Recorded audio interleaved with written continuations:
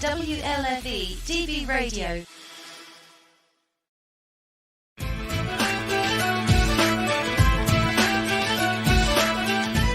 Talk with Teddy starts now. You pick the topic, I pick the guest. Remember, like, share, and subscribe to my YouTube page, Facebook, and more.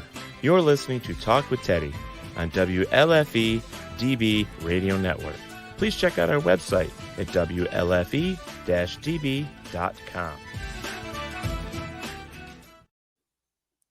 All right, everybody. Thank you so much for joining us here with Talk with Teddy. I have a dear friend of mine, Mr. Shane McClelland. He is, we've talked on several occasions on some other topics in the paranormal, which we will, cover here in a little bit. And, but I wanted to see how things were going with you. I mean, COVID thing has kicked everybody's ass. Are you getting ready to get back to work or what? Yeah, no, I've been relatively fortunate with that. Been able to do most things from home, remotely, and it really hasn't been too impactful on my kind of day-to-day life as a result. Awesome.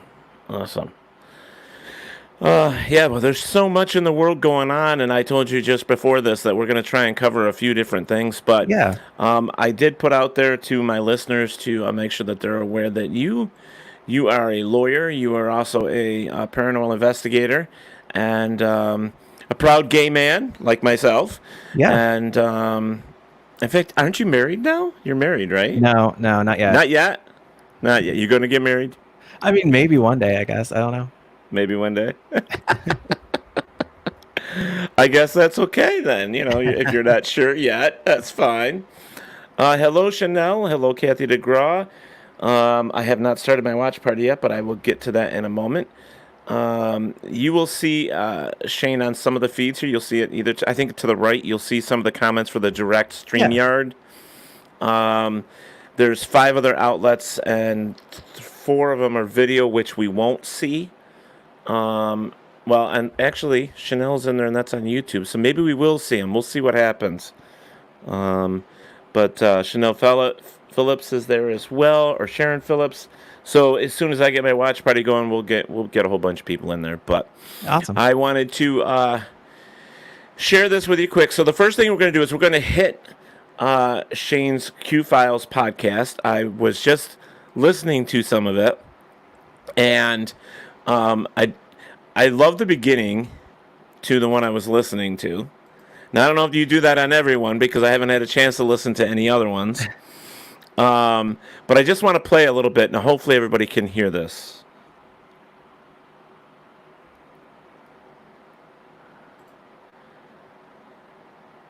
Can you hear it? I can't. You can't? No. What the hell? I don't know if they can hear it either then. If you can't hear it, that sucks. I wanted to make it so everybody could see it. I probably should have just freaking downloaded the. Anyways, it was the whole what is normal spew that you had in the beginning of it. Yeah. And I like that. I like the way you described it all. As in. What is normal, and I should have done a little more work on my end and just kind of copied everything you said, but I didn't get to that. So, Kathy, no, you're not the only one. There's a few other ones there as well. Sharon Phillips is hiding in there. It's on different feeds, video-wise and audio-wise, so there's people in there we just can't see, unfortunately, so they're in there. But let's start on the premise of the Q Files podcast. So let's get into that. What and how and what made you decide to do this? Yeah, so we, back in the day, we started with Queer Ghost Hunters as a YouTube series, and right. that was kind of limited just by the title alone, and we wanted to keep doing it and exploring other areas. There's a lot of kind of weird stuff out there and different phenomenon that we didn't necessarily get to talk about. So we thought the best way to do that would be to create a podcast, and it has enabled us to talk about anything that's weird or kind of outside the realm of normal public consciousness. The norm. Yeah. And that's great because you and I both coming from the paranormal side, there's so much out there in the supernatural paranormal field or in the world out there that people see. Um, like right now, because of the COVID thing, Bigfoot sightings have like blown up. All Yeah. these cryptid things and ghosts, and that's because I've been telling people, it's like, that's because you're stuck in your house. That's Yeah, because you're no, not going absolutely. anywhere. Now you're There's so paying much less attention. there's so much less kind of external distractions that folks are out in nature and experiencing it, and folks are home and realizing that they've lived there for a few years, but maybe there's a paranormal entity that also resides there. Yeah, I know, and that's what I'm saying. It's like, and they're like, "Well, why is it happening now?" I said, "It's probably been happening for years, but because you work all day long, you Yeah, don't know it's actually happening because yeah, you're not there." And most people just don't set up cameras in their house for no reason to catch it. So, it's like, okay, well, today I think I'll just throw a camera in the living room and yeah. See what see if there's happens. anything going on, or I'll just throw a digital recorder in there. And most people are just like, what the fuck, no, Right. Yeah. it's one of those things. But what's amazing about that is people that have baby monitors though have been noticing things Yeah. like some of them record, so they'll go back to like empty their little SD card from their baby monitors to watch how their kid was sleeping and finding some weird stuff, and they're Oh yeah. like, Absolutely. um, "Yeah, this isn't supposed to happen. Can you help me?" I And mean, I I'm mean that's like, the thing. All that stuff kind of exists around, and it's happening all the time. But unless you're really looking for it, you're not going to notice it. "Yeah, yeah." I mean, I don't know. It just this whole COVID thing has just got everybody. I mean, and everybody's more sensitive. Their anxiety is high. Yeah. Yeah. They're just all that stuff. So if you think about it on an energy level, there's so much energy in your houses now, in your dwellings or your apartments or where you're staying, that anything that may have been there that had a little bit of energy now has a lot of energy because everybody's in their home. Right. Yeah. No, I mean, it's definitely. I mean, I think it even made like the New York Times just the Yeah. extra reports of paranormal activity that's going on. I know, and I was talking to a friend of mine the other day. He's like, "Yeah, we decided we were going to knock a wall out and make an extra bedroom, and then all of a sudden, things started flying off the wall." I'm like, "What do you mean flying off the wall?"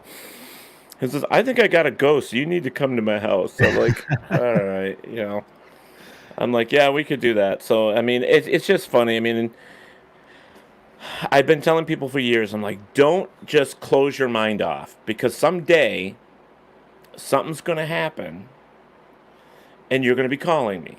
Oh, I'll never call you. We don't believe in that stuff. It'll never happen. And I'm just like, oh, why are you calling? Got a ghost now. Yeah, see? So we'll go back a little bit because of Queer Ghost Hunters. Now, that's still going, right? Yeah, kind of, sort of. It still exists on YouTube anyway. But there were some kind of unique and exciting opportunities that came up, so things got put on hold with that series, and that all that's still getting figured out. So there's nothing new as of right now. Okay. Tom Nally, that's great. He says, all I hear in my baby monitor is snoring. That's because when Tom Nally actually takes care of his dad like I take care of my parents. But he's smart. Yeah, He's using a baby monitor. I don't have a baby monitor. I got one of those things where they wear the necklace around yeah, their neck. And then in the bedroom, my bedroom, I have a big thing that plugs into the wall. So if they need me, it just makes this noise. So, I mean, that works but too. yeah, well, with this whole COVID thing and them being in their 80s, Yeah, I had to do what I have to do. right. It's one of those things. So, but yeah, well, I'm glad. I mean, Queer Ghost Hunters. I mean, I looked you up. But it's been 3 years, I think, Been a while. already. Yeah, yeah, Yeah, it's like holy moly. Well, yeah, because Paratalk Radio is going on 4.5 years. yeah. I can't believe it's been that long. you know. And the last time we tried to have you on the show, we kept losing this and Oh my that, and we God, couldn't that hear you. was And yeah, it was like we were trying to have a conversation, but neither of us could hear each other, and then it was like we would be talking at the same time, or it was just awkward silence, and right, it was I just mean, so freaking weird. it was hard. Well, the studio actually has paranormal phenomenon happening in Yeah, there all the time. So we're constantly trying to figure out how are we going to make this electronic equipment work if right. somebody keeps screwing with it. Yeah. But we think we got it whipped. So, we did 2 shows there since we changed things. So far so good. I'm like, let's just build a big Faraday cage, the Yeah. Just the whole building. whole building. So and now so the Q files is that started shortly after all that was going on. I mean, you don't have a lot of episodes, but you have a few there. I mean, Yeah, we have like I think we have like 20 now. yeah, But it started on Halloween 2019. We started like recording stuff before that just to get everything done, so we weren't doing it right, every week. right. Um, but yeah, no, I mean it's getting up there. I guess it'll be a year in October. So That's cool. And Halloween, what a time to start something. I mean, that's the best time yeah. to kick it off. Whose idea was that? Yours? Well, no, we kind of didn't really have like a set start date, so we were just debating on when would be good, and then finally it was like, Halloween's coming up. We could just do something to get it going, but you can't really just kind of start something and then wait a Right. month to put something else out. Um, so it was like, well, let's do it on Halloween, and then we just kept going and didn't stop. So, are you sticking to just paranormal topics more or less? Is that what you're doing? Is your like, give me an idea of what you guys? I'll be honest with you, I haven't listened to it yet. I just No, started, so. yeah, no. So it's mostly kind of paranormal stuff. Whether it's ghosts or cryptids or aliens. But we're trying to kind of weave in that with some of these like kind of lesser known viewpoints. So we did an interview, and we don't do a lot of interviews. It's mostly narration or kind of footage from the field when we're doing an investigation. We did an interview with Chris Blake, and he's a black man who saw a UFO, had this otherworldly encounter, and we got to talk to him about what it's like as a black man to have these experiences and how other people relate to you. And mostly it kind of boils down to is that he felt like he was less likely to be believed. And I mean, he was an That's attorney, interesting.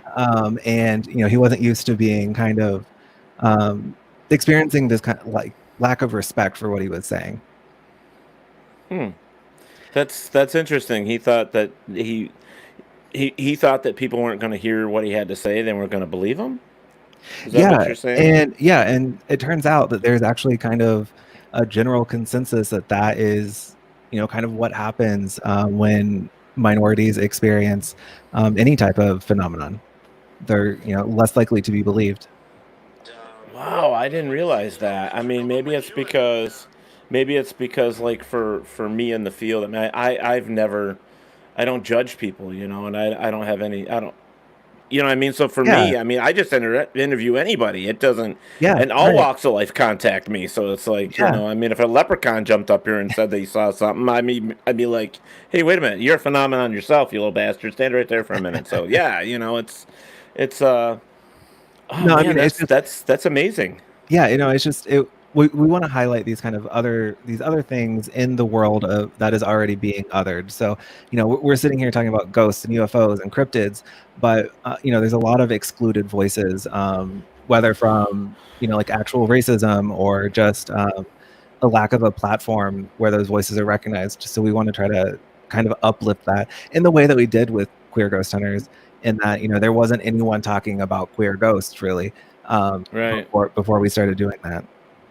And that makes sense. I mean, come on. They tell you that if you're an asshole in life, you're going to be an asshole in death. So, Right. if you're gay in life, you're going to be gay in death, I guess. So, I mean, Yeah, yeah, why not? I mean, I told you guys right from the beginning. I think it's a really unique approach to something that nobody else is doing. But you yeah. guys have caught in some good stuff, though. right? I mean, Yeah, you no, guys I have mean, gotten some amazing stuff. absolutely. I mean, so there's great footage, but then also even just doing the Q files, we went back to Brindu Mansion, and kind of like the last owner of it is suspected to be a lesbian.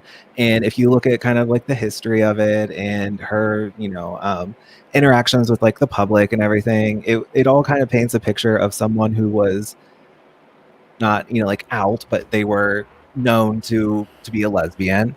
And Right. we through our first investigation there, we didn't really capture anything that would kind of guarantee that she was, or there wasn't any Right. interaction that necessarily explicitly said that. But this time, we got it on. We did the Estes method, and we were able to kind of have a conversation with her, and she confirmed that our suspicions were mostly right. Wow. So why don't you explain the Estes method to the people that are listening right now, if you don't mind asking, Yeah. or mind doing that for me? So I think it's a great tool. So you have like a little spirit box, like the SP7 spirit box, and you put headphones in it, and then this person, you kind of have to work with at least two people, but the person who's going to kind of hold the spirit box, they become the receiver. They put the headphones on. You blindfold them so they can't see anything, and ideally, under like great circumstances, they can't hear Right. you asking questions. They can't see you asking questions, but then they start talking. And when it's a good session, what they're saying is aligning with the questions that you're asking. And so you Right. end up having kind of a fluid, real time conversation that is super rare when you're investigating ghosts. Right. And which is amazing because a lot of people know my opinion. Um, Teddy, your drink is invisible. It is? Oh my It God, it is. is. It is. Wow. That's cool as shit. I feel like Wonder Woman. I got an invisible drink instead of an airplane. Oh, now that was gay, wasn't it? That was pretty gay. Oh, thanks, Sharon, for bringing that up. That made my night. But anyways, I like that. Now, some of us would say, like, I'm not a big believer in the spirit box or ghost box. I really don't like that tool whatsoever. Yeah. But what I do like is that method because it takes it in a different avenue than just sitting there listening to a ghost box and asking the box questions that way with 5 or 6 other people. This kind of puts it down to the receiver, like what you say, actually just has headphones on, listening to what this ghost box is saying, and then you have another person asking questions and hoping that they answer the direct questions, which is Right. kind of a cool or a neat, you know, thing to do. It's different, you Yeah, know. and I mean it takes out the group bias. There's no one who can suggest an answer or something that they heard because there's only one person listening. Right? Jade DeVere. Do you see what she said? Yeah. Teddy is Wonder Woman. I bet you've never seen them both in the same place at the same time. I love you, Jade. Oh, she's amazing. If you haven't checked her show out yet, Shane, you should. It's on Wednesday nights Okay. on our network. She has a little show called Inside the Drag Closet. It's actually pretty cool. Oh, that's fun. That's awesome. Yeah. So with like you kind of explained the whole, SB7 stuff, but what is some of your other favorite tools that you use when you guys are out there doing that? Because I'm sure you're using some of that when you're talking about Q files. I mean, if you're interviewing people or you're doing this, well, like you said, you've only interviewed one or two, but when you're talking about spirits and phenomenon, I'm guessing you're using tools in Yeah. some way, shape, or form. So, I'm personally I like to keep it kind of basic. I just use like a recorder or with use something like the Estes method. But overall, we have like the SLS camera, which kind of maps everything, so you can see right. these like stick figures if they're moving, which can be really cool. And then there's some. It's called the pyramid, and it tracks I have motion seen that. and Yep. like static or something. I forget. Mm-hmm. Um, but it's really cool to put that in kind of like a doorway if you're trying to get like someone to come in, and it goes off. Right. There's just I like using tools that are kind of we can help verify what we're seeing or hearing or experiencing. Right. Um, Right. Whereas I feel like a lot of folks kind of turn it into something that's more gimmicky, where you're like, turn on these lights or make it turn red, which can be cool. And if that's something that's already happening, getting it, like a to turn red or to flash 3 times or something specific, that can be good and evidence, but otherwise it kind of becomes parlor tricks. Right. Right. Have you ever tried the EDI Plus? I don't think so. Yeah, I'll send you a link to it. Okay. EDI Plus is actually a really cool tool. It's got I think it's 4 tools in one or Yeah. 5, and you install an SD card, and it actually gives you a printout of all the stuff that happens. Oh, that's fun. Yeah. Yeah, so that you have it for documentation or whatever. Right. So it's Yeah. actually a pretty cool tool. Um, so let's see, Q file. That is so funny because I always say I wasn't going to mention this because I thought it was just weird, but like when I do my investigations, I'm just going to be celebrating 35 years in the field, which is a long time, Yeah. and I actually the things that I have not been able to explain, I put in this little box and I call it my X files. So so when you Yeah. said Q files podcast, I was like, wow, that's kind of cool. And then I did a search for Q files, and there's actually other things for Q Files, but not Q Files podcast. You're the only Q Files podcast that I Yeah. found. So we kind of came up with a name, which is just, I mean, it's a ripoff of the X-Files. But after we kind of started doing it, we realized that there's some kind of alt-right conspiracy theories that revolve around a similar name. And I was like, well, no one's going to get confused. So Yeah, just like screw it, whatever. Who yeah. cares, right? Yeah. I would say the same thing. What the hell with that. Ghost Guild just put on here the EDI Plus is my favorite tool. In fact, he says the data file lacks timestamps though, which is true. But I'm thinking that if you're having a digital recorder with you anyways, you're timestamping on your digital recorder. So maybe that would help link up the two, I guess. I'm not sure. I mean, I think if anything, I would try that. So. Um, were you guys not publicly? I think though the Queer Ghost Hunters was the only out ghost hunting team, though. Correct? I don't think there is any other teams. Yeah, like I that. mean, as far as I know, that I mean, I don't think there was a team that focused on it. Like I know Right. the team that we were a part of before we created the Queer Ghost Hunters, like there was definitely a lot of LGBTQ people on the team. Right. But I don't know if there was one where that was the kind of the singular focus. What's weird is I only know like a handful of gay investigators, me included, and you. You know what I mean? It's not like there's that many of us out there that are at least out, Yeah, saying, no, "Hey, look at me," yeah. But I always thought, and this is something that I think I brought it up to Jade. I wasn't sure, is I thought like I had brought this up to Dead City Collective and their horror clowns. And I asked them like years ago, I said, have you guys thought about, because they're investigators as well, I said, have you thought about being dressed up as the horror clowns doing your investigations?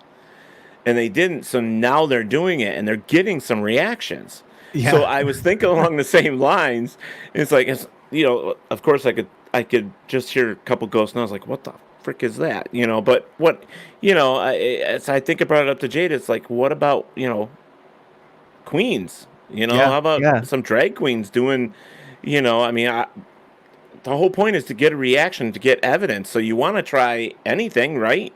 Yeah, I mean, I think that would be. I think it would work. I think it'd be interesting. And there's probably even just like location-specific places where that might be, like a great opportunity to have an interaction that you wouldn't normally have. I wonder how it would work in a brothel. I don't know. I don't know why it popped in my head, but I was just saying that you never know. Scare the shit out of the ghosts. But there's just so many things. I mean, we all use trigger objects, and I've used people dressed up in Civil War attire Yeah. and Native American music, and I've had Native American dancers in investigations, and so I think pretty much. In fact, my second book is Think Outside the Paranormal Box, and the reason I wrote it was because I think we need to stop settling on one thing and try opening up, our minds and stuff. Jade's like, ghost hunting and heels? No thanks. LOL. Jade, that's not the way to think. Oh man, put on your sneakers. They're not gonna care at that point. They're not gonna be looking at your feet. Oh man, that's funny. All right, so Queer Ghost Hunters is still on YouTube, where people can go and check that out at any time. So just look up for that. I should have put that up on your information, but I will shortly. I want to say hi to a few other people that have showed up in the chat room here on StreamYard. So of course, Jade, Ghost Guild, thank you so much. But over here on my watch party so far, we have Joseph Fisher, Betty Herlosky, and Lisa Hagedorn, John Benessi, Grant Gase. I always chew up these people's last names. I always, they're always bad for me. I can't do it sometimes. Yeah. Grant Gaskin, how are you, buddy? Pamela Phillips is over here, and so is Ernie Atwell. And so those are the ones that I can see. I don't know who else is out there. But what I can see is these at this moment. Now let's kind of go to another avenue here. Now, when you sent me your bio, I didn't realize you were an attorney. Yeah, I've been one the whole time you've known me. Really? Yeah. You look a little young. No, I mean, have been since 2011. So what kind of stuff do you do? Do you take? What kind of cases? I do mostly consumer litigation, so I help people with debt collectors or foreclosures, or basically anything before bankruptcy. Oh, cool. I may have to call you someday. So now, how do you ever get the question asked? Because of ghost hunting, did they ever kind of cross paths by any slim chance? Yeah, no, because I mean, I've frequently been in kind of local media, and so whenever something comes out, it always gets brought up and people mention it, but I've not had anyone mention it to my face anyway, in a name way. That's Most people think it's cool, so yeah. I mean, I think it's amazing, and I didn't know you were until did we cover that? I don't know either. That's amazing. I can't believe I didn't know until I got your bio. I'm like, what? When did this happen? What the hell? So, now let's talk about some issues that have kind of come to light lately. But let's not get too heavy. Okay. I don't know how that's gonna go, right? Yeah. So, well, a lot of prides have been canceled, and it kind of sucks. I've never ever been to a pride. This was the first year I actually was attending. Oh, wow. And was gonna go, and then of course, it ain't happening. But I've never done one. I want to. But what is your take on things that are happening these days? I mean, everything from I know I don't know what I don't know how we should start. How should we start? No, this is what I think. I think everything that is happening now is the result of years and decades, and in some situations centuries of kind of just oppression.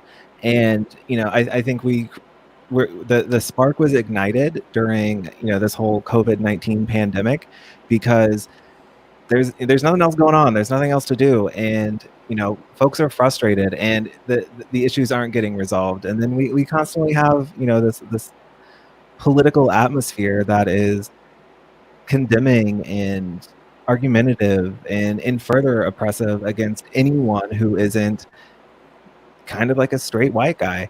And Right. I think folks have finally had enough. Like, this is kind of like one of those moments in history when we get to have kind of like a great awakening and really try to sort everything out and try to make it better for everyone. Right, and it's there's so many people that feel, that it's time. It's time to march. It's time to Yeah. protest. It's time to get your say. I totally agree. And I want to say this for the people that are listening that aren't gay and or are not a minority and they don't understand that it's very tough on minorities, whether you're a black man or a gay man or even an Asian man or a Native American or whatever. I mean, if you're not, as like Shane said, a straight white man, there are things that get overlooked. There are things that get um, what's another word that I want to use?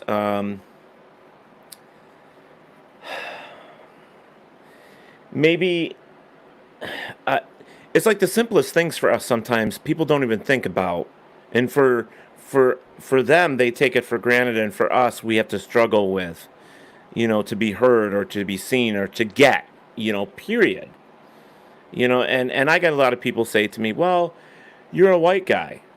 Yeah, but I'm not straight, and so I still get that, the nose turned up when I walk into a place because they know I'm gay. I'm not going to Yeah. hide who I am. You know what I mean? Um, there's a lot of things that still happen to us. There's a part of my life from like 10 years ago, man, not maybe not even 10 years ago, that I will never ever forget. And when I was younger, when I first decided to come out, I mean, I was beaten in the head with a fucking stone Yeah. because I was gay.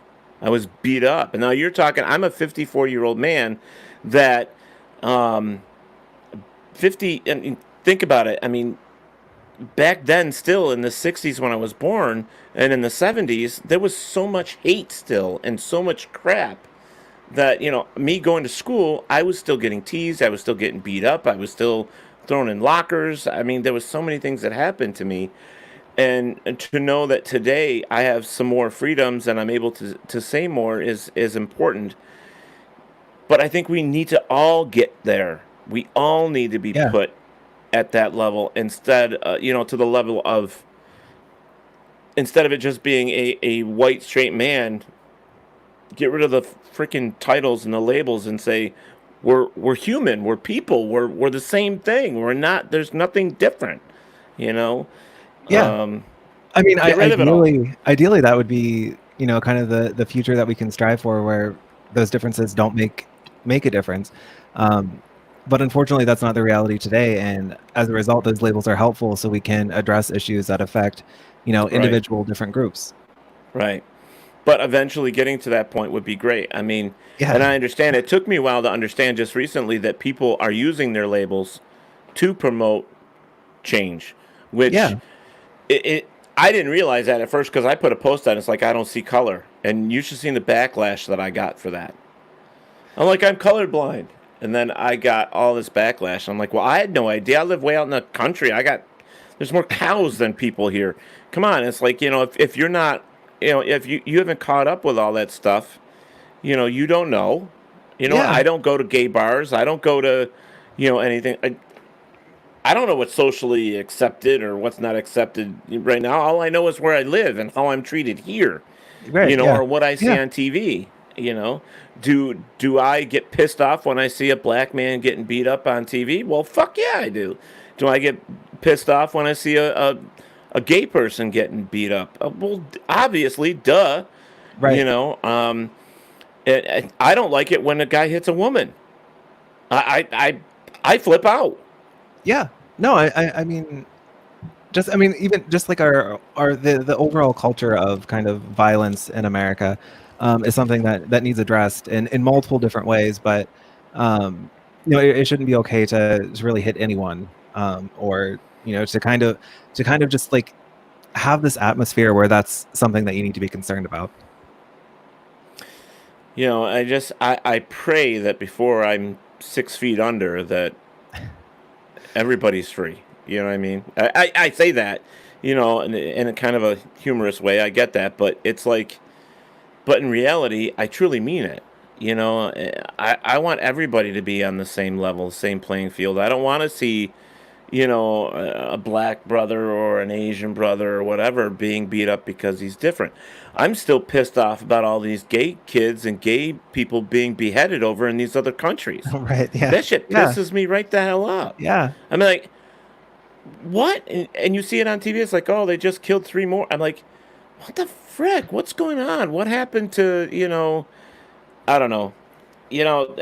I guess I'm just stuck in my own little world sometimes. But, if you believe in the Bible, then you would understand that as well. And there's a lot of things in there that is contradictive. But, overall, treat everybody the same. And, fairness and everything else, It's just, Yeah. it's so tough. That's the kind of point that a lot of folks have forgotten, whether you're religious or not, but kind of just this underlying principle of, treat other people how you want to be treated.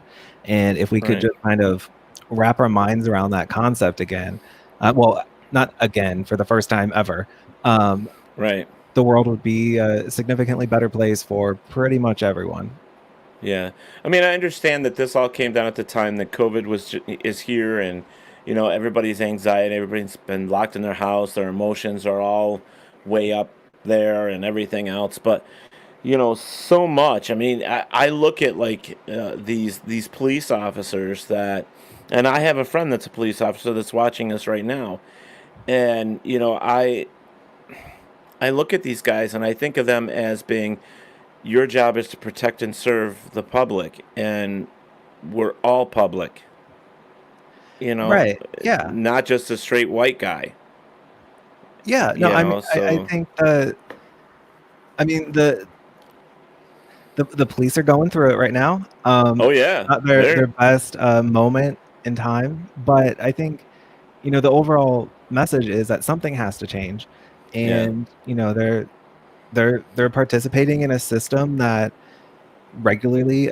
oppresses minorities, no matter if they're black, or if they're queer, or if they're brown. They're more likely to be killed by police or yeah, arrested or incarcerated, yeah. and something about that is fundamentally wrong and needs to change. Agreed. I don't think we should be getting rid of the police. I've seen that a lot being stated. Could you imagine our world without police? I mean, I'm sorry.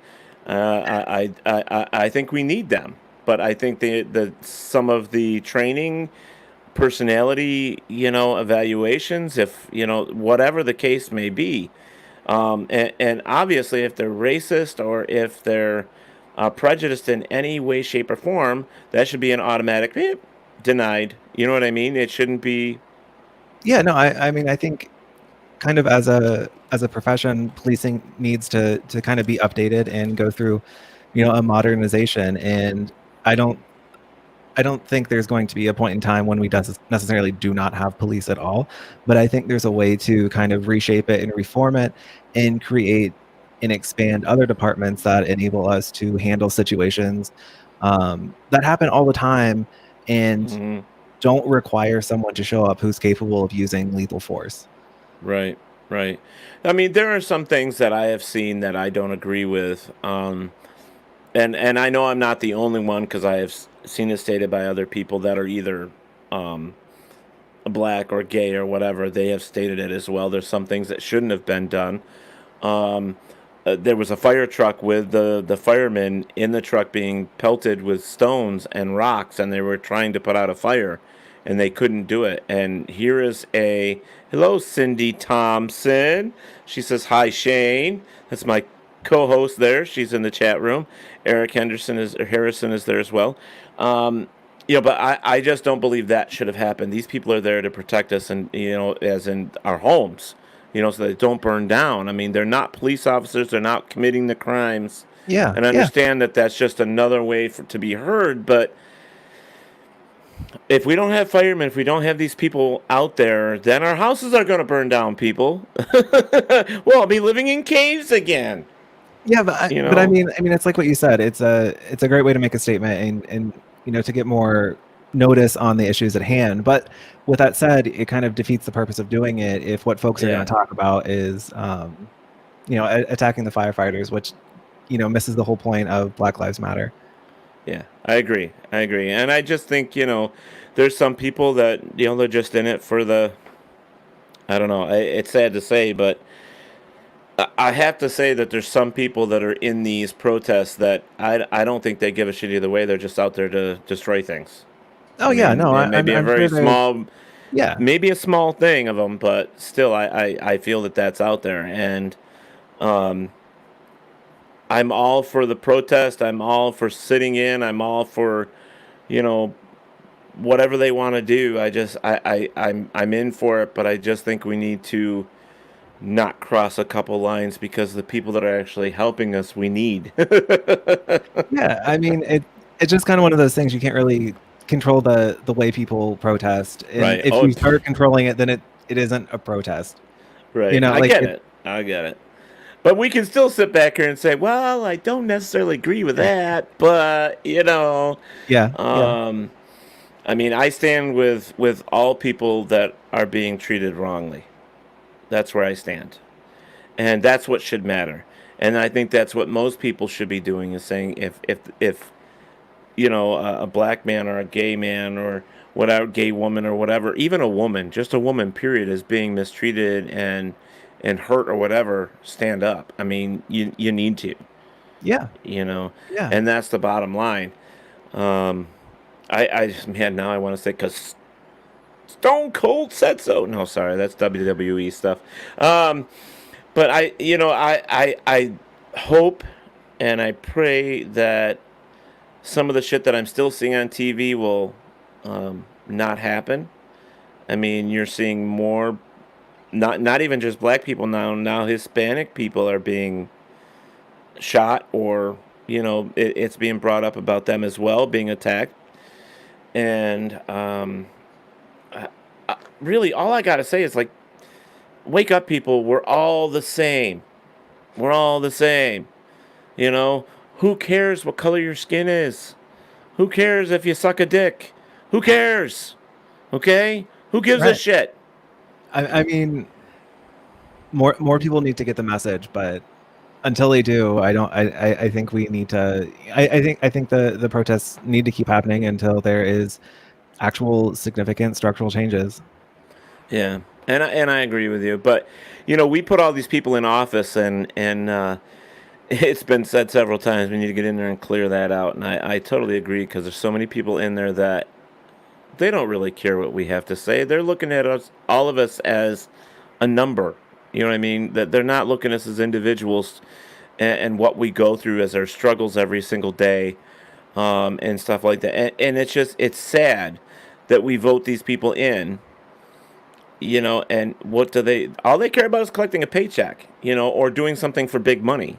You know what I mean? Yeah. Big money wants, this, so yeah, we're gonna bend the rules and give it to them while we still have kids on our own street that are starving or don't have homes, or this other shit. I mean, it's just so sad. I love how we're just kind of like we're hitting the topic but going around it a little bit, you know, and that's okay with me because I don't want a bunch of shit on here. I just want us all to say, hey, we love each other. We're human. We support each other. We protect each other, and that's the way it should be. We should stand hand in hand. We are the world. My We God. are the children. Um, I'm joking because that's me.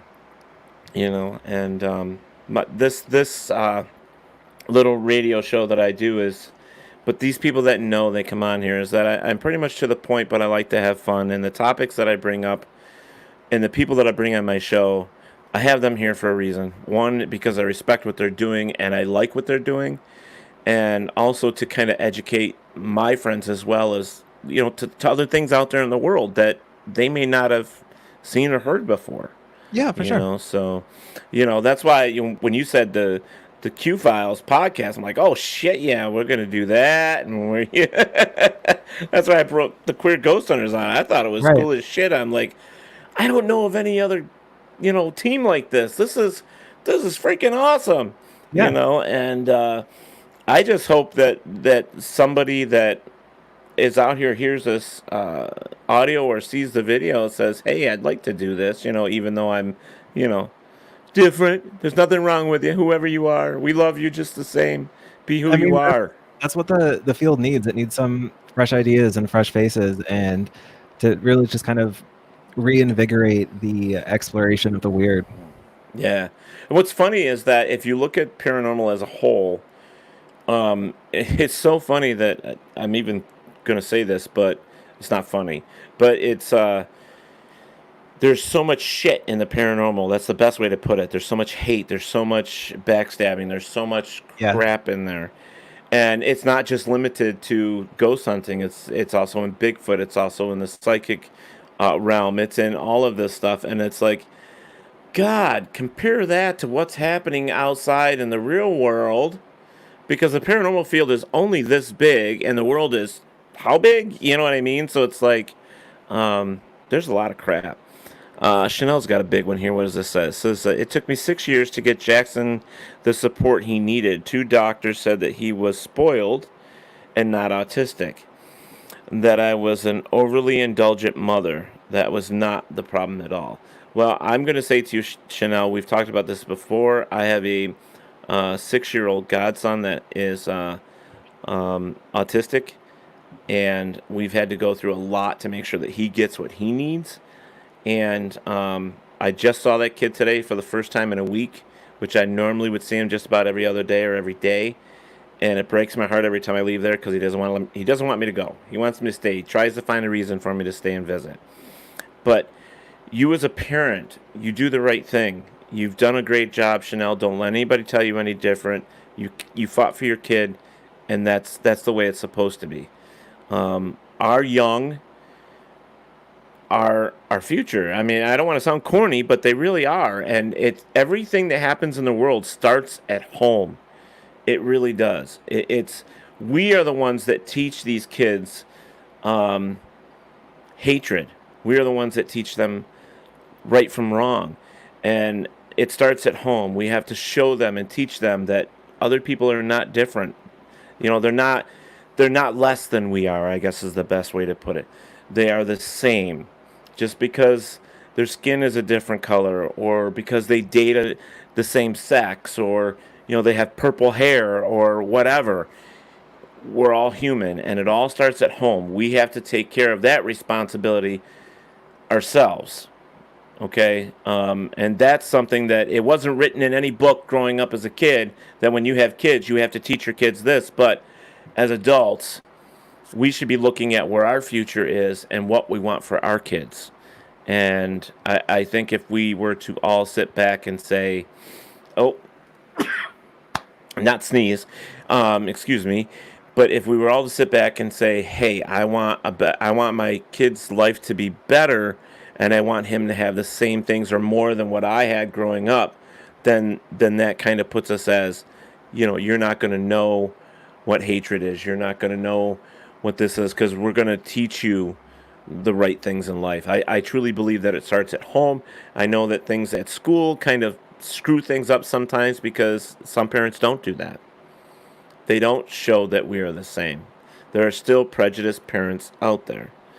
And the only way that we're going to be able to stop that is, I think, time, first off, and education, educating everybody, which, I'm going to say it again, starts at home. That's it. Chanel said, thank you, Ted. He gets labeled a troublemaker at school, but it's not his fault completely. I know that like the back of my hand, I know myself. I mean, Shane, we were in 2 different time zones growing up as being gay, but I'm sure that you had some stuff happen to you as well. I mean, we all have horror stories. Right. Yeah. I mean, I don't know if anyone who isn't, kind of what's considered classically normal, who is kind of outside of what society deems acceptable. typically finds a way to end up getting mistreated, Yeah. and it's often through no fault of their own. Yeah. Yeah, and it sucks. It truly sucks. And there are, I know gay men that are older, like much older than myself, that constantly remind me of what they had to go through. And I tell them it's like there was a difference as in time. I get that. And, it's not as bad as it was back there, for them For sure. today. But all that's still out there. And, we can't, no matter how much we try to educate, sometimes you can't reach every apple in that basket. There's always going to be one or two that are rotten, Right. Yeah. So guys, if you've got any questions in the chat room, make sure you get them together here. I just want to say real quick while we have the opportunity, I want to say that tonight's episode is brought to you by mysteriousAdventurestours.com. mysteriousAdventurestours@gmail.com is the way you can contact them to get back on track with going on vacation, to all that good stuff until they say you can't go nowhere again. But it's don't forget Ireland with me next June. We're going to Ireland. I want you guys to join me, so make sure you hit up mysteriousAdventurestours.com and get some information on it. It'll be a fun trip. It'll be a great trip because believe it or not, I made this plan, Shane, that when we're going to Ireland, I said there's one thing I want to do that's like not on your list of things to do. And they're like, what's that? I want to go to a drag show in Ireland. I want to see how different it is Yeah. to America. Yeah. And she go, I'm sure it's different. yeah, and she said the first thing was we don't have drag queens. I'm like, what do you mean you don't have drag queens? What do you call them? They're drag actors. I'm like, Huh. oh, that's different. Yeah. I Okay. mean, Hey, whatever. yeah, as long as it's still fun. I mean, Exactly. Yeah. As long as the concept's similar, it'll be fun. yeah, that's what I'm thinking. Um, Real quick again, I'm gonna put Shane's stuff up here. Um, he's got a podcast called Q Files Podcast. Now I believe this is on Stitcher, right? It's anywhere you listen to a podcast. So Stitcher, Spotify, Apple Podcasts, anywhere. Cool. So check that out. Also, you can find his Facebook page, so go over and like that as well on the Q Files podcast. And look on YouTube. Actually, we'll do that right now while Teddy's thinking about it. YouTube. And it's... Holy shit, I can't spell. Queer Ghost Hunters. And you can go check that out as well. He said there's still videos up there, and hopefully you guys will be doing some stuff again because that would be Hopefully, fun. Maybe we'll have something out this year for maybe like October or something. Well, I know that COVID didn't help you guys. No. That is the one thing that it is limited. We haven't been able to do any investigations, and most of the places we were going to visit, were closed and might still be closed come fall. So, I was going to ask, and this is something. Maybe have you ever done anything out of the country? No, we haven't done. No. I was trying to think if we went. I mean, we've done stuff on both of the coasts, as well as like here in Ohio. But we haven't done anything out of the country. Because, I find it amusing, and I'm probably going to piss somebody off, but I don't care. I find it amusing that when people go over to, say, Ireland or Australia or whatever, and they do their ghost hunts, they're getting their EVPs in English. And I find it amazing. I'm like, well, okay, so if you're in Nigeria doing a ghost hunt, is it going to be in English too? Right. I You mean, know, I think that's part of the idea of getting, these other perspectives involved in the field. It's that, no one's even I mean, I'm sure other investigators in other countries investigate in kind of their native language, but when you go to these other places, or even just in the United States, like there could be an entity there that speaks Spanish or something, right, something right. familiar enough that we don't even have to try that hard to think about it. But no one Hmm. is asking questions in Spanish. They're not looking for Spanish answers, and it's just I don't Yeah, I think TV, like paranormal entertainment, has influenced too much, and it's created these boxes that folks aren't willing to leave. yeah, yeah. I mean, because I know that we did a couple times. My sister trains Rotties in German, and I actually had her a couple times say, "Hey, use your German. Let's see if we get a Yeah, response, that way." And we did. So it was like, so to me over the years, you're just kind of like, well, let's think of something else. Let's try something different. Let's do something yeah, that's not supposed to work. right, right. I have people argue with me about my theory of magnets. That's not how it works. But okay, well, why did it happen then? Right. Why is Hello, it working then? why is it working? Um, I think it's funny, and I think that goes back to it's kind of like in the paranormal, and it's the same with real life. This wall just comes up. It's like they don't care. This Yeah. is what they believe, and that's it. So, um, Christ, but paranormal field and the paranormal and the world outside, they're all going through this big clashing thing right now, and which one will get settled first? Well, probably the world and not the paranormal. Yeah, The way things are no, most going. definitely. I mean, yeah, I don't the paranormal world is just a reflection of the world around us, but amplified in its Yeah, little it's just echo chamber. amazing how much shit people come up with.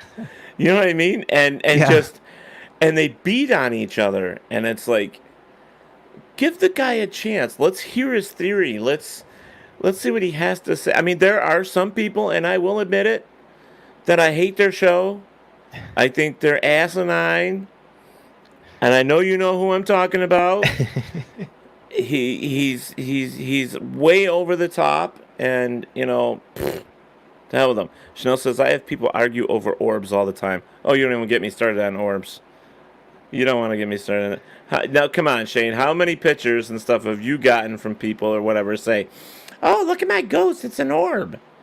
Yeah, no, I so you get these photos, and I think one of the things you have to learn how to do is politely tell people that it's dust, or it's a bug, or it's nothing. And Oh, they love that like, answer though, Shane. When you say, "Oh, it's nothing," they're like, "What?" yeah, I mean it's there's no good answer unless you tell them that they caught something, but it's I don't know. I don't even really know who thought up the idea of orbs, like, to get this even all going. I know, but But there's so many things in the paranormal field that are like that, though. There's so many things that were brought up. You sit back and you scratch your head and go, "Who thought of this shit? Why is it right. this way? Why does it have to be this way?" It's like, come on. You know, I mean, and um, the reality is it doesn't need to be that way. It's just one of the things that are, it's like the easiest thing to capture, except it's easy to capture because there's dust everywhere. yeah, yeah. Oh, it's EMF. Ghost is made of EMF. Well, how do we know that? That How do we know no that? one knows. Someone said it and everyone agreed. Well, tonight I believe they are made out of EMF. So that's what we're gonna say they are.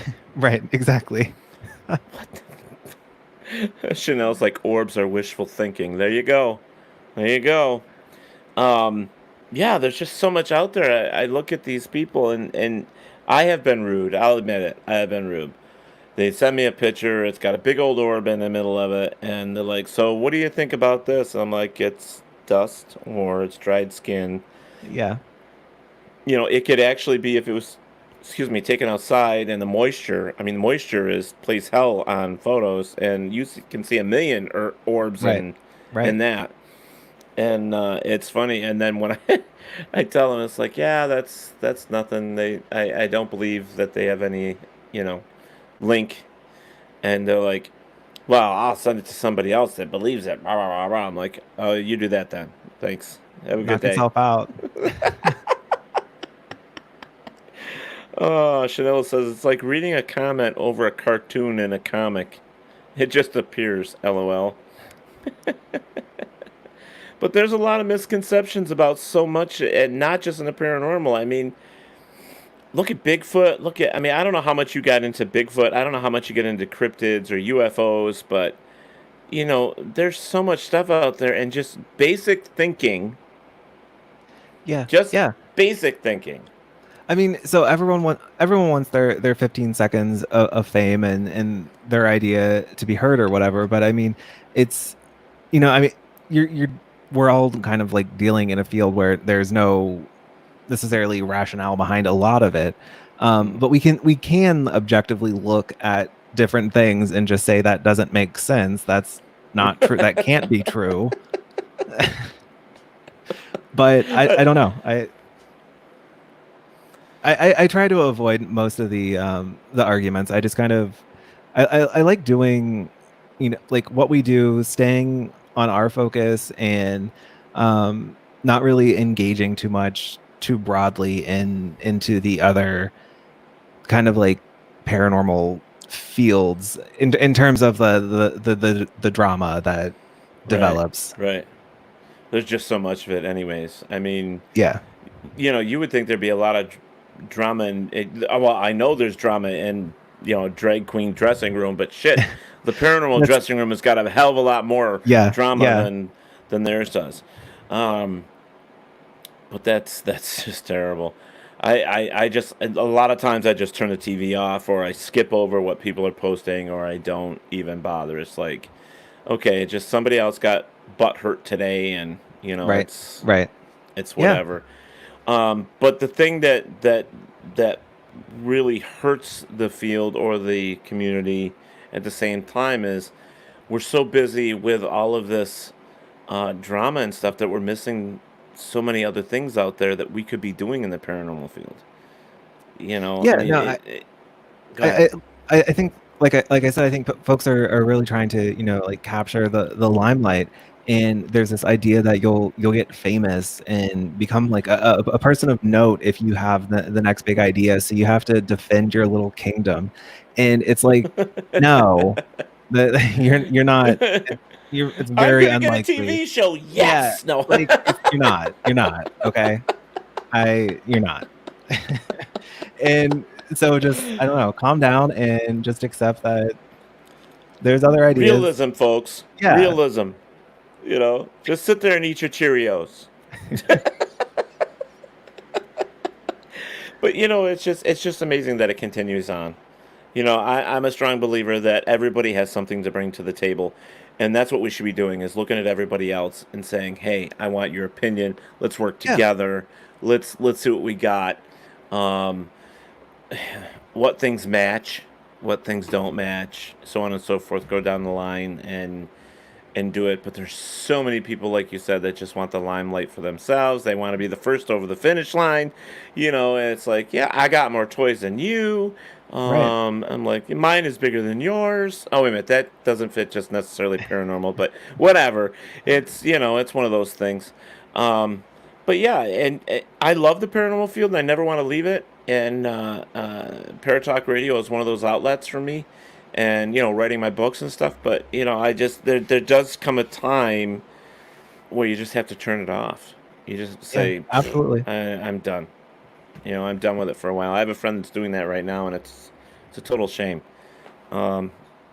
Because I think anybody that's in the field doing research, they shouldn't give up because of somebody else, and I think they should continue on, and do what they do, and who knows? Because that person could be the person that has the answers eventually. Yeah, no, absolutely. Especially now. I mean, you don't have to engage with anyone. You can do your research and present your ideas, and you can make a website or put it on Facebook, or I don't know, start a podcast. And yeah, we're hiring podcasts right now, so we're looking for some more. I'm just there's no one stopping you anymore. There's no gatekeeper to getting your information out there anymore. So you don't have to kind of play the politicking games.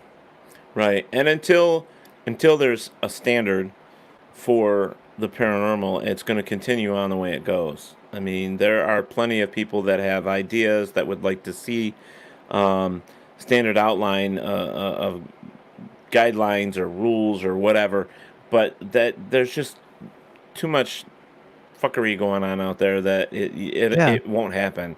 You know, it's too far out of the realms. You're better off that if you're in a certain location and you know 5 or 6 teams that will work with you, do it. Do that, and Yeah. then to hell with everything else.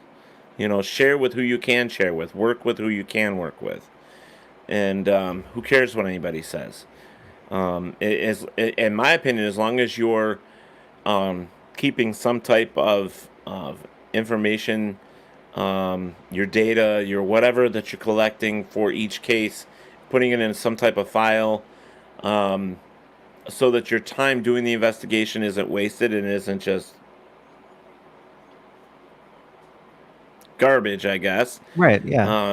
You know, at least you have something to show for it and something that in the past or something for the future will be there. I mean, you got to save some stuff from your investigations. I firmly believe that one day we'll have to look at each other and say, "Hey, have you ever done this place? What'd you guys get? Does it compare? You know, what's different about it? You know, is there a Yeah. golden key? You know, to Right. all of it." And I mean, there just needs to be more kind of that like cross pollinating, or even just talking to folks who are really into like UFOs or cryptids, and seeing how that relates to the phenomenon that's going on at a certain location, and if you can Right. find any kind of overlap with that, because I really do think that there needs to be kind of like a broader overlay of what's going on. I think all of the different things are somewhat connected. Right. Right. Yeah. And you know what I love is like when you get people that have certain education where they are versed very well in certain things in the field because of their job, and then you bring them in on an investigation. I mean, it's Yeah. amazing, you know. So you just have to, I don't know, you just kind of, if you're starting a team or anything like that, you just got to be a little picky, but you know, just remember there's other people out there doing it too, and you can always reach out. There's always somebody you can reach out to help you Yeah. along. Yeah. You know, so I do want to bring back. I want to go back to another thing.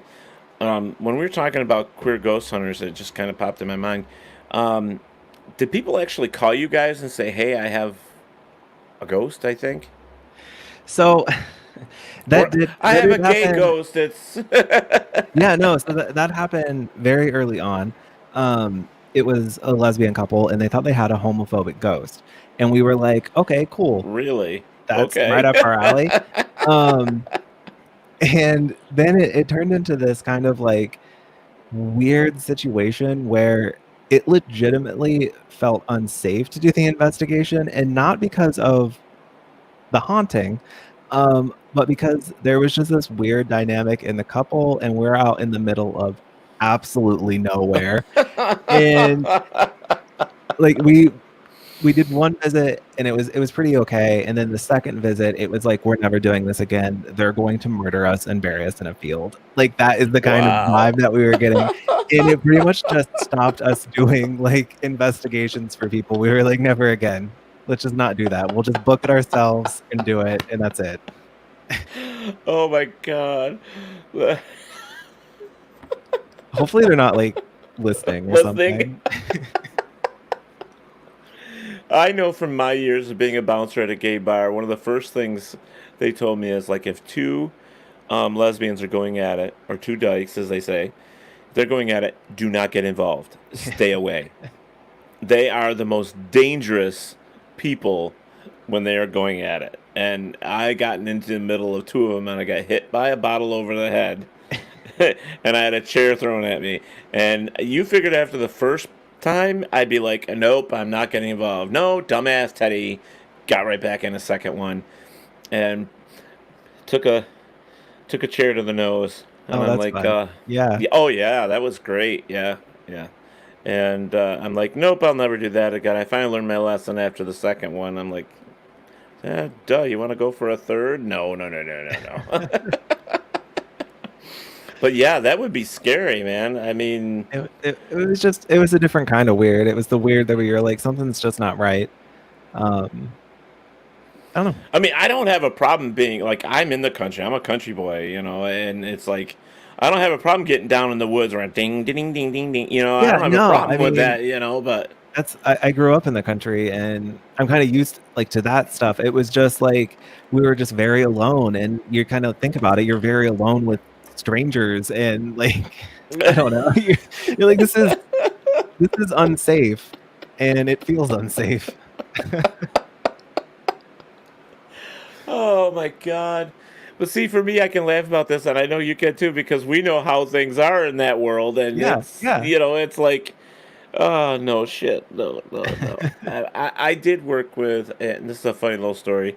I did work with another gay investigator, and we know that in our own little world there are separate. We all have titles in the gay world. There's you're Yeah. queer, you're all that stuff. He was definitely a big femme, a big femme, and I don't judge people. I don't, but he made me laugh so hard a lot, and that's why I liked working with him. But if you ever see, and I told him, I said, you are the biggest fag I have ever met in my life. And I told him this because a noise in one room made him shit his pants and run out of this house. And he was screaming, flopping. I just like, what are you doing? Yeah, I was dying. He goes, I'm out in the middle of nowhere, and blah, blah, blah. And I'm like, do you really think anybody's gonna let anything happen to you? Well, I'm not used to this. And I'm like, oh my god, here we go. And it's like 20 minutes of drama, and I'm just like, oh, Yeah, this is yeah. fantastic. It's fantastic. You know? Oh my god. I love gay people. I love the world because and I don't even go to the bars and stuff. I don't do any of that. But I'm telling you, it's like when I watch TV and there's somebody portraying a gay person on there and they get some of this right. I'm like, who did he spend like 6 months with a gay person because he did fucking phenomenal, or is he really gay? What's Yeah, going on here? it can only be one of the two. You have to admit we can laugh at our own. We have to. There are Yeah, times you just absolutely. have to laugh. You have to laugh. Jackson's grandmother is the biggest, sweetest lady, lady man ever. I adore him. Nice. Thank you for outing your godmother.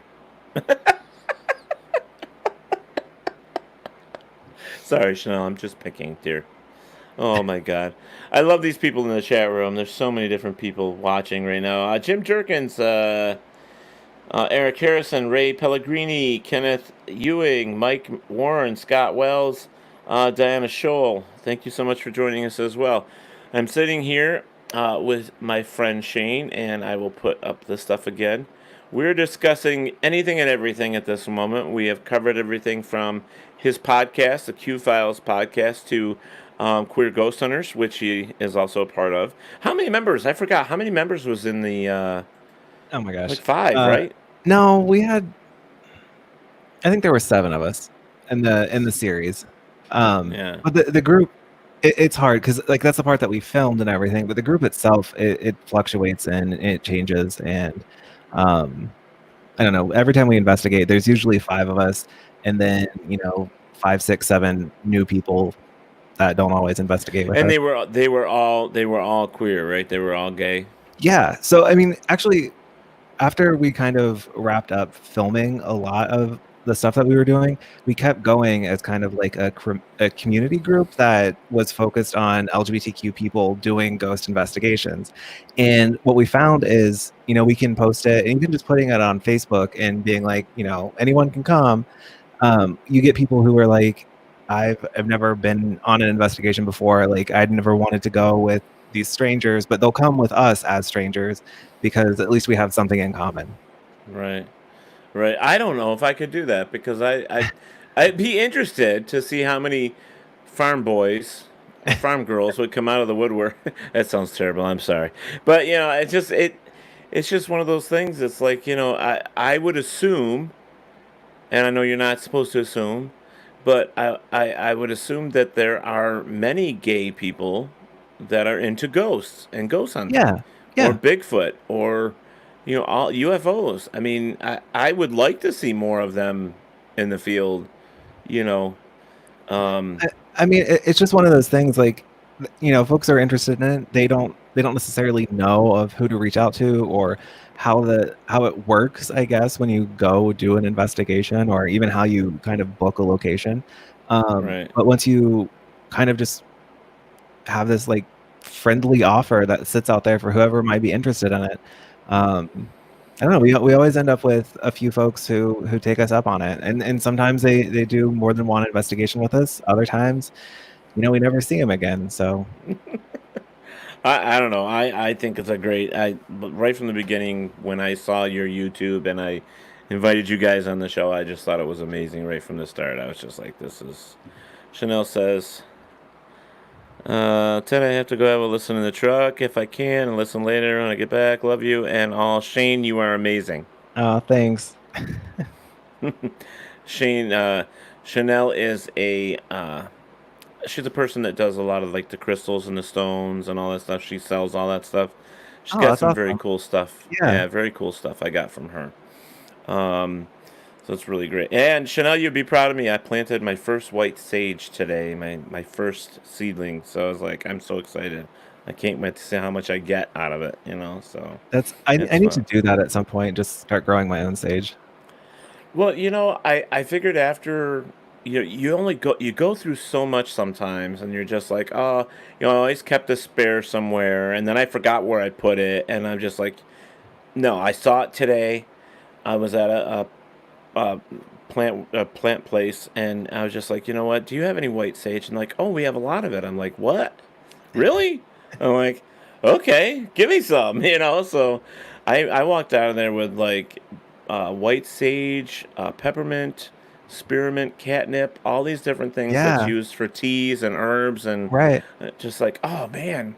I'm like, just to make sure I'm doing this right, they get planted in full sun right then. They're like, yep, just full sun. And I'm like, so when I brought them home, I went right out there with a shovel and planted them all and good to go.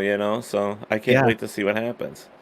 But the sage is supposed to get really big, so I'm just like, oh yeah, I don't have to buy it anymore. I know the little things that make me happy. Oh well. Um, so what is your plan with the queer podcast? I mean, or the Q podcast? That's what it is, though, right? That's what the Q stands for. Yeah. Yeah. Um, I don't know. It's kind of weird. We don't have like too much of a plan. Sometimes we're just like, this sounds like a good idea. Let's get this ready to go. And we do that in 2 weeks and put it out there. But I think overall we want to keep exploring kind of these different lesser known stories, or covering viewpoints that aren't necessarily given a voice very often. Um, Yeah, so like because in the paranormal field, there's a lot. I mean, there's like 77,000 podcasts or something like that yeah, I just saw the other day.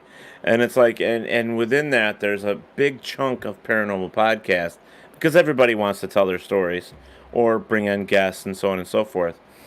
And that was my next question. I'm sorry to cut you off. Was no, why you're don't you fine. do more? Why don't you do more interviews? I mean, is that just something you're So not? there's I don't really like the format personally, like when I'm listening. So I didn't want to create a show that was like that already. And there's not very many podcasts that do interviews in a way where I think it is fun and engaging, so much as like the listener is kind of listening in on a conversation. And I just didn't like that. I don't like it, and I don't enjoy it. So I wanted to design something that was hopefully more engaging, but you still get to feel like you're there and you're hearing it. And obviously that doesn't happen when we're like telling the story of something, but when we Right. go out into the field, like it our goal is to make the 30 minutes or whatever very kind of atmospheric, so you feel like you're on the investigation with us, and you can hear the floor creak or like the windows rattle.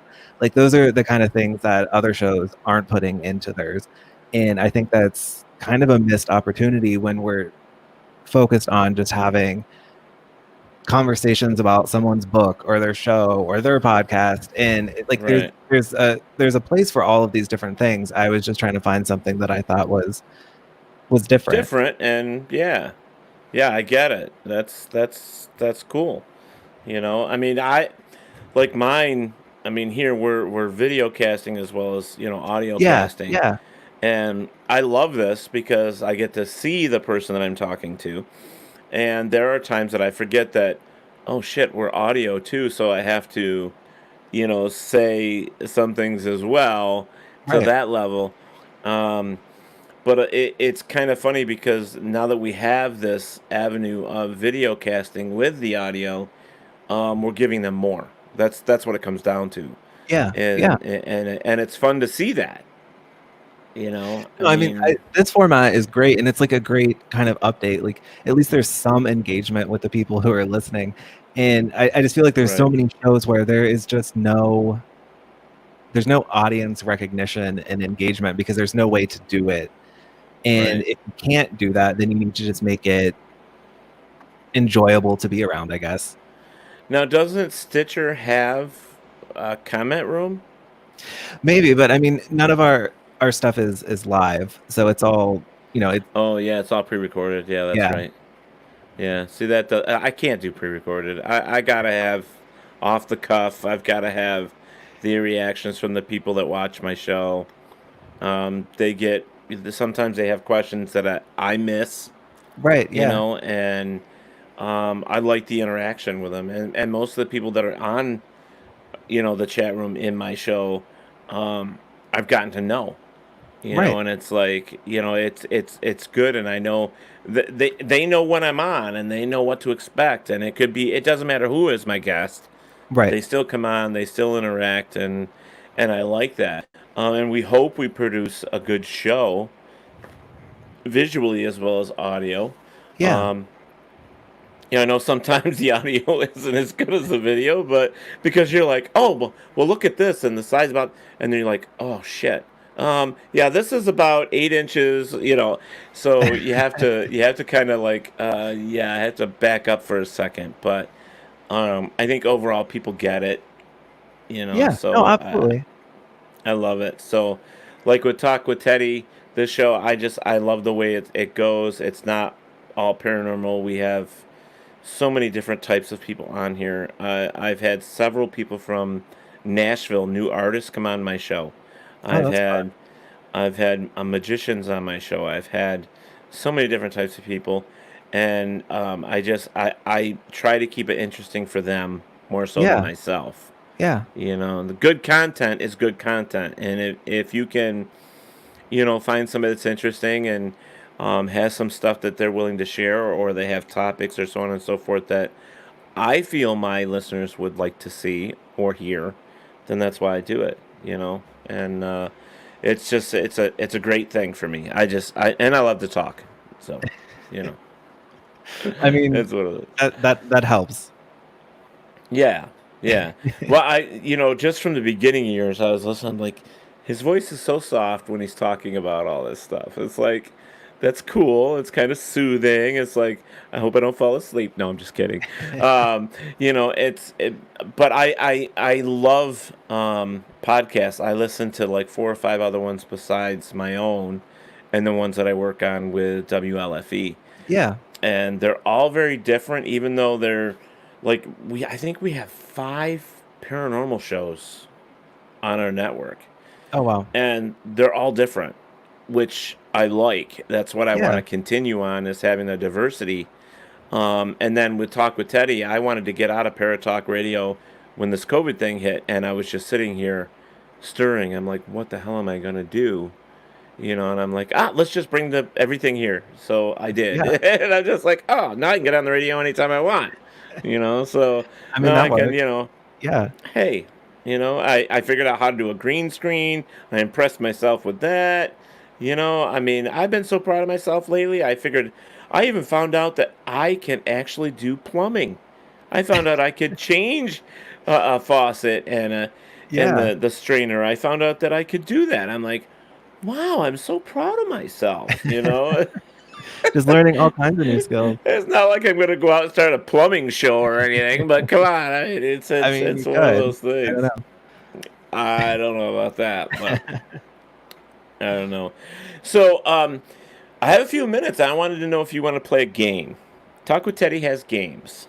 Sure, let's play a game. Let's play a game. Do you have a piece of paper and a pen or pencil handy by any chance?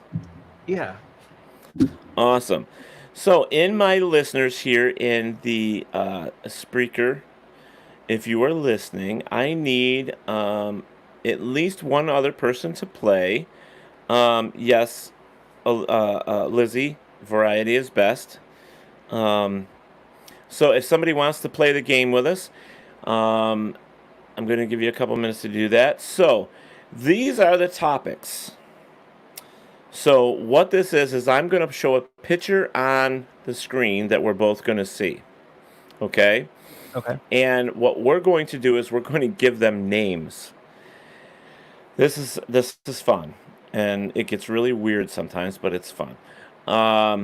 Let me see. Our topics are going to be create an introduction, meaning you're going to see a picture and you have to create an introduction like you're introducing them on a show or something. Then there's give these creatures a name. Then there's give these pics a movie role. And then name this childhood show or cartoon. So I'll let you pick from those. I So don't know. Good Lord. create an introduction. Give these creatures a name. Give these pics a movie role or name childhood cartoons and shows. Let's do the last one. Name the show. Name the cartoons. Yeah. Okay. We can do that. All right, perfect. Let's see. Who we got here? Who wants to play the game? Let me get this set up and I will get our little pictures up. Just list your paper like 1 through. Let's do 6 of them. Let's do 6 of them. 1 Holy through cow. 6. Okay. Well, 6 isn't very much. You know, it'll be fun. It's funny where some of these people, if they realize, who these creatures or these cartoons or shows are, it's amazing. You're like, really? And you stump people a lot. I like it because it's fun and it gets the interaction with the people that are in the chat room with us, and it's a little bit of fun. That's all. Before we take off here, So are so we doing like made up names or like their real name? Like you're gonna show me their a real name, cartoon. like I'm going to show you pictures of cartoons, and you're going to give me their names, like Okay. who the character is, you know. Okay. Or if you don't know the character's name, you give us the Just, show. yeah. Okay. Okay, so it won't be terribly hard. It's only 6.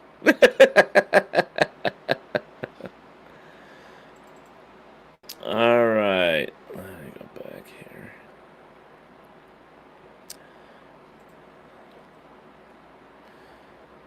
All right, let's see. Chanel is not able to play. Ooh, get out of here, bug. Get off me. You're a vapor? Yeah. Let me guess. It's like a berry or something like that. I mean, unfortunately it is, but I can't smoke in the house, so. Smoking's bad for you, young man. It'll stunt your growth. I just picking. All right. So let me get this invite out to this person, and then we'll have an additional person in playing the game with us. And that should be fun.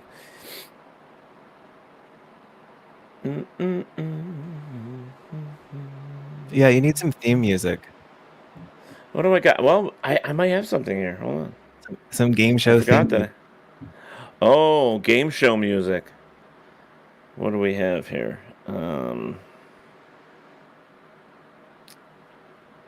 Well, I don't necessarily have game show.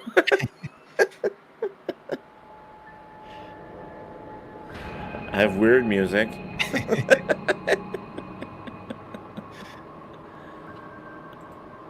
It's kind of eerie music.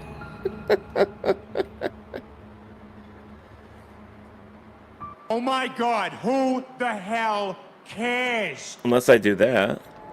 Can you hear any of it? Yeah. Okay.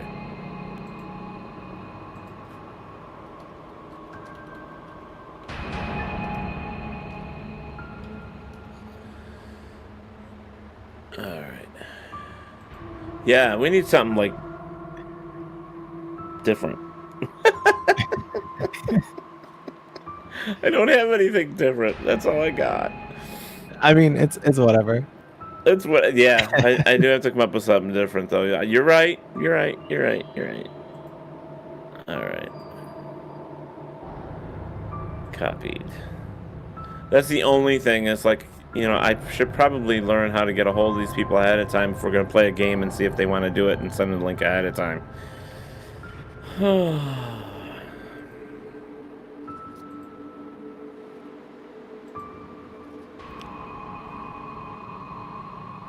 It's like scary music. It's horror, dark horror, it says. Alright, so I sent the link. Let's see if he can get in here. So I tried this soda. I don't drink soda very often. Your invisible soda. Keep forgetting. Yes. Squirt. You ever heard of it? Yeah. It's like Grapefruit. Yeah. Never had it before. I wanted something different. And it's definitely different. All right. Let's go, Thomas. Where are you?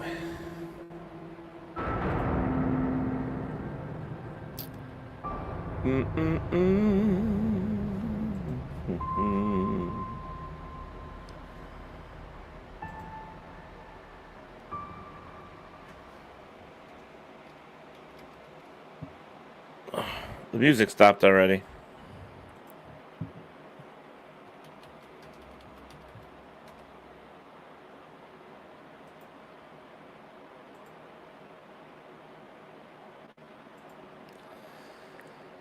All right. Come on. Chanel says she can play. And she says, I love Squirt. Okay. All right, Chanel. I don't know what happened to Thomas. I don't know where he went, so I'll just send you the link then. Oh.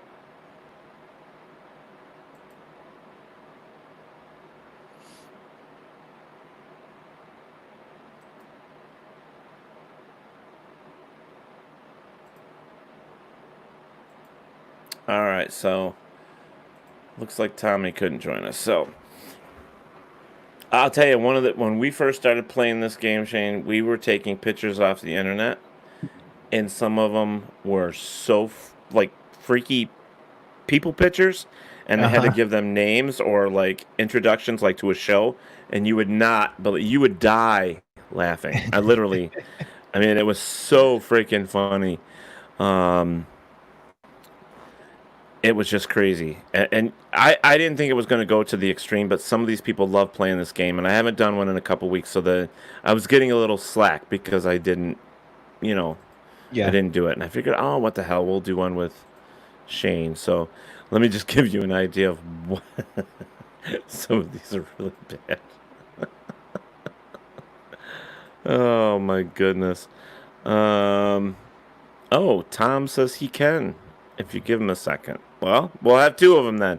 Just move your butt. Oh, I don't want to keep Shane waiting so long, but I want to show you one of these pictures.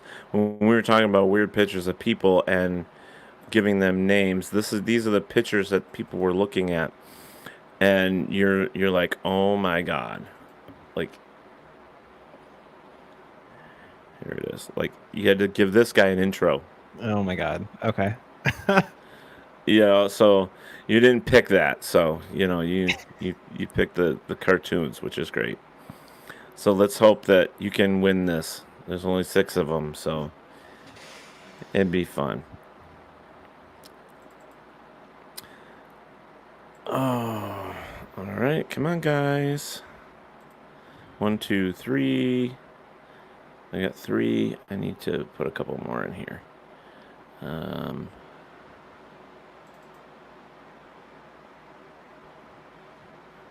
4.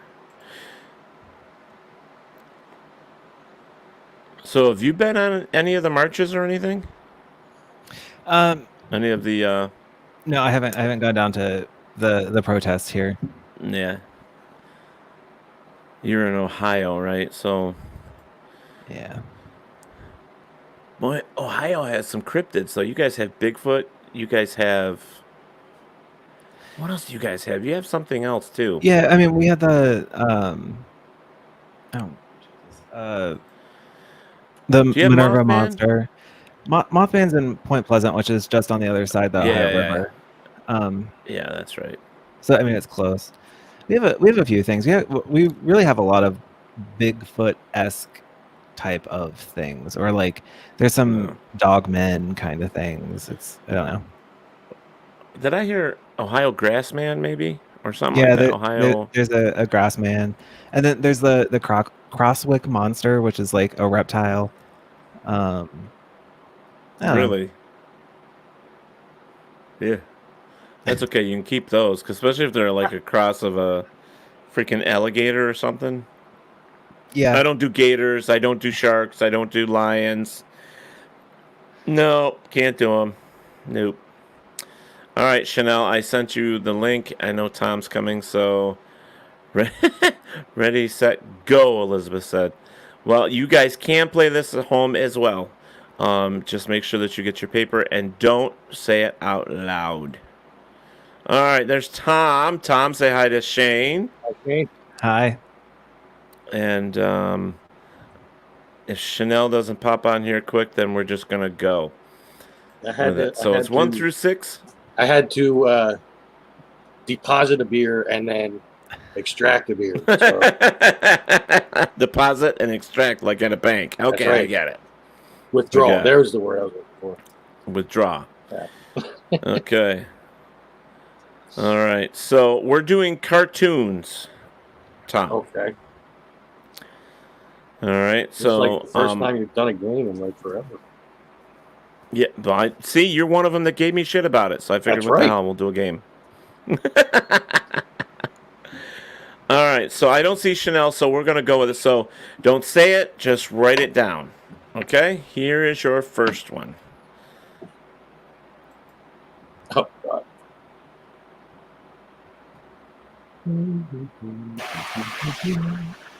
And then tell me when you're done, and we'll move on to the next.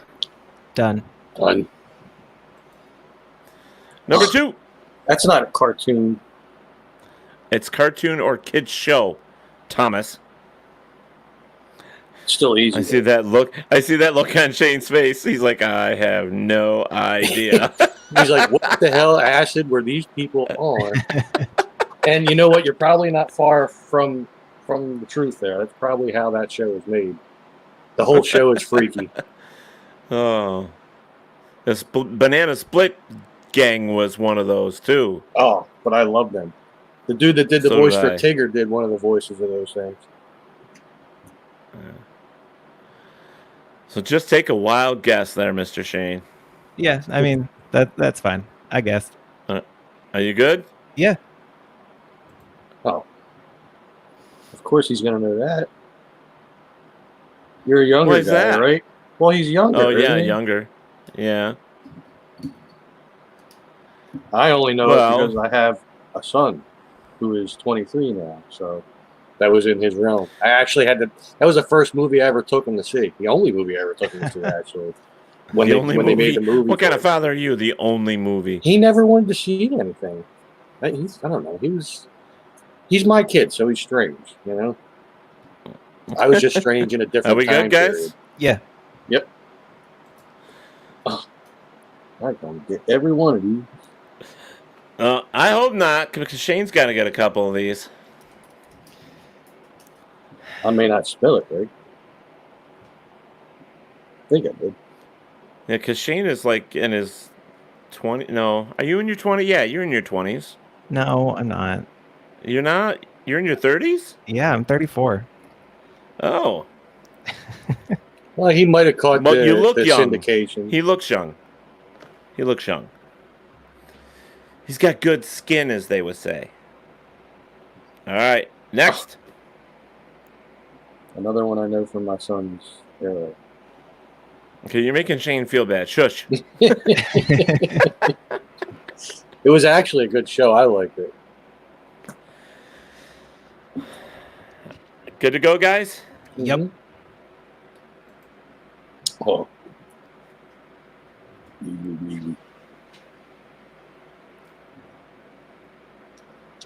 Got it. I mean, I still have no idea what it is. Okay, baby.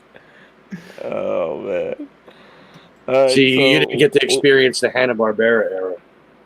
All right, so let's go to the Oh, last there's one. 7. I thought there was only 6.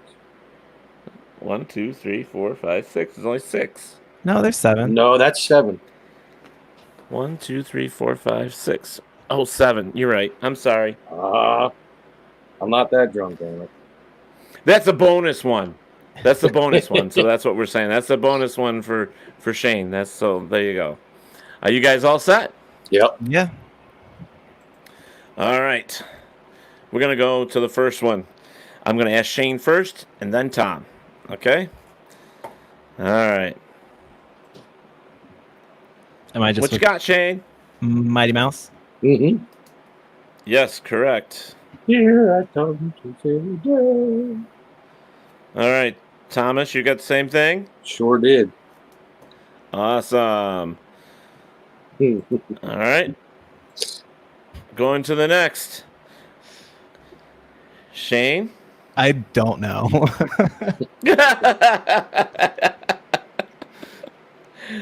Okay, so what do you get, Tom? HR Puffin Stuff. Yes, correct. HR Puffin stuff. Never heard Yeah, of I'm that, starting to but feel okay. like this was rigged because he's not old enough to know some of these things. I'm sorry. All It's right, okay. number 3. The Powerpuff Girls. Yay! Sure is. All right, Thomas, you got the same thing. All right. Yep. I wish this one would make a comeback. Yeah, I mean, I feel like I recognize this, but I have no idea what his name is. Okay? That'll be Tom? Hong Kong Fooey.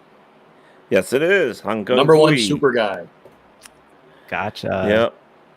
I should have done underdog. There's All no right. need to fear. Yeah. That sounded Maybe more like not, Marvin 'cause the you're- Martian. Yeah. All right, Shane? It's Cat Dog. Yes. sure is. Woo! Cat dog, cat dog. And again, I don't know. I really don't know. Really? Okay. Tom, this- did you this get was this a- one? This was a game to make Tom feel old. is what this was. That's Grape Ape. Yes, it is. Grape Ape. Grape Ape. I could have just guessed that, but And he's huge too. I mean, he's huge. And he had a little beagle that he always hung out with. Yeah. Well, all right. Bonus round. Speedy Gonzalez. That's Who is right. this? Speedy Gonzalez. Yes. You better come home, Speedy Gonzales. All right. What was that, Pat? So Boone? it looks like 1, 2, 3, 4 for Shane, and Tom got a perfect 100. We're not Sure rubbing did. that in nobody's face, but that's because he's old.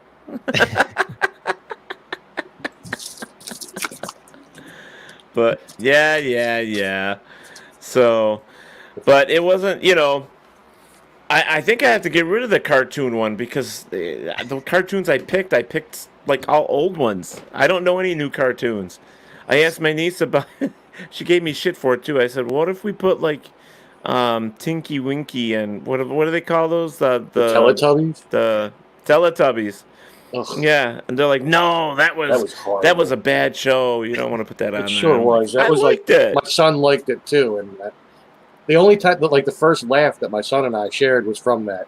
Like they didn't want to sit in the tubby custard, and they kept going, ew. He was like a year and a half old. He thought it was hysterical, so I just kept laughing with him. One How do you of the remember good shit memories. like that, but Tom? I remember everything. Jesus. That was 22 years ago. Wow. Fresh. That's crazy. So, do you have any questions for Shane before we say goodbye, Tom? I do not, because I missed a large portion of the show. Shame on you. Helping Dad with Yeah, stuff. I know. And then when I came back, I was just like, I was half falling asleep for a minute. That's all right. Until I heard the little ding when you asked if I wanted to play, and I was like, what? Yeah. So that's okay. So overall, great night, great conversation. Shane, thank you so much for joining the show and talking about all the shit that we talked about. And I am going to listen to your podcast. I wanna see how it is and follow it. And if you ever decide you want to leave Stitcher, give me a call. Okay. We'll give you a show on our network, and we'll give you a whole bunch of stuff too. We're on everything as well, so we can set you up with platforms like this so you can do video as well if you wanted to, and do live guests and all that stuff. So if you ever decide you want to change, Teddy's your man right here. Teddy will do it for you. So Good to know. Good to know. All right. Well, stay healthy, stay safe, do all the good stuff out there, and keep going with what you want to do. I really hope that Queer Ghost Hunters comes back. I did enjoy that series. Yeah. I thought it was fun. I like what you guys did with it. I mean, like I said before, thinking outside the box. Yeah. Nobody else was doing it. So no, I mean it's definitely one of a kind. Yeah. I mean, what's really strange is that I had seen on some Bigfoot show that they were trying to do that with a Bigfoot, and I'm like, okay, I guess it's possible, but to me it was a little absurd. But whatever, ghosts I can understand, but yeah. It's a little out there. But so, do you have a favorite show that you watch? No, I kind of stopped watching a lot of them. They got rather kind of repetitive, and I wasn't really. None of it was really kind of sticking with me anymore. So I listen to a lot of other podcasts right now. Right. Kind of my favorite one, which is interview based, like we were talking about earlier, but it's called Euphomet. I just think it's a different take on doing an interview, so it's a little different than the other ones. Right. If you ever get a chance, there's one called the Unbelievers Podcast or Unbelievable Podcast. And they do similar stuff, paranormal, monsters, UFOs, they do the whole thing. Yeah. And I'm pimping them out here because I really like their show as well. So if you ever get a chance, look them up. They're fun. Okay. So, all right, guys. Well, of course, another episode of Talk with Teddy is done. And we're going to be talking to this weekend on Saturday. This is interesting. Horror Cometh. We are going to be talking horror from Psycho Bunny, Death Cult, and Mother de la Morte will be joining us. And it should be interesting. So when I say variety, I mean variety, folks. We discuss everything. Anything from paranormal to horror clowns to YouTubers to podcasters. To everything. Hello, Christopher de Cesare. Nice to see you, buddy. He says, nice show. Well, thank you. Elizabeth maybe said she got them all. That's good. But, sure, she had to bring something up for the past for me. Thank you. When I was talking about alligators, I don't do alligators. Okay, so, all right, guys. So we will talk to you guys soon. Don't forget Saturday night, and get out there and check out Shane's Q files, and check them out because I'm gonna. It'll be fun. All right, guys. Take care, and we'll talk to you guys soon. All ya. right. Thanks. Bye. Yeah, you're welcome. Anytime.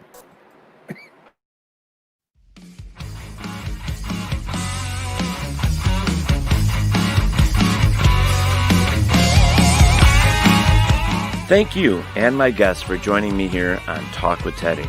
Be safe and look out for one another. Don't forget that Talk with Teddy is on Facebook, Twitter, Instagram, and YouTube, so please go and subscribe. Thank you.